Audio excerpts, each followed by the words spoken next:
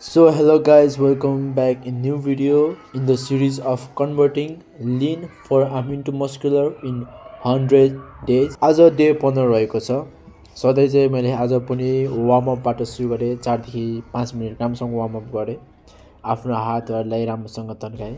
अनि पछाडी जे जति आवाजहरु आइराछ प्लिज त्यसलाई इग्नोर गर्नु होला। भाइ बहिनीहरु बाहिर खेलिरहेछन्।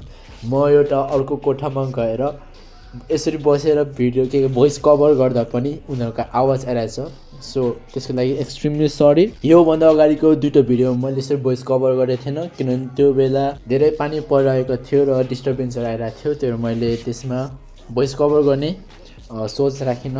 त्यसैगरी अर्को मैले डम्बल बाइसेप कर्ल्स गरे 2 सेटको 10 रेपिटेसन। त्यसैगरी प्रोनेटरको पनि 2 सेटको 10 रेपिटेसन।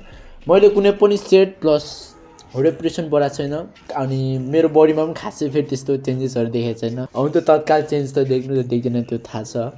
समय लाग्छ, हरेक कुराको लागि समय लाग्छ। अनि अर्को मैले बारबेल कर्ल्स गरे 2 सेटको 10 रेपिटेसन। तर डिसिप्लिन प्लस कन्सिस्टेन्सी भयो भने एक न एक दिन चेन्जेसहरु देखिन्छ, त्यो चाहिँ विश्वास छ मलाई।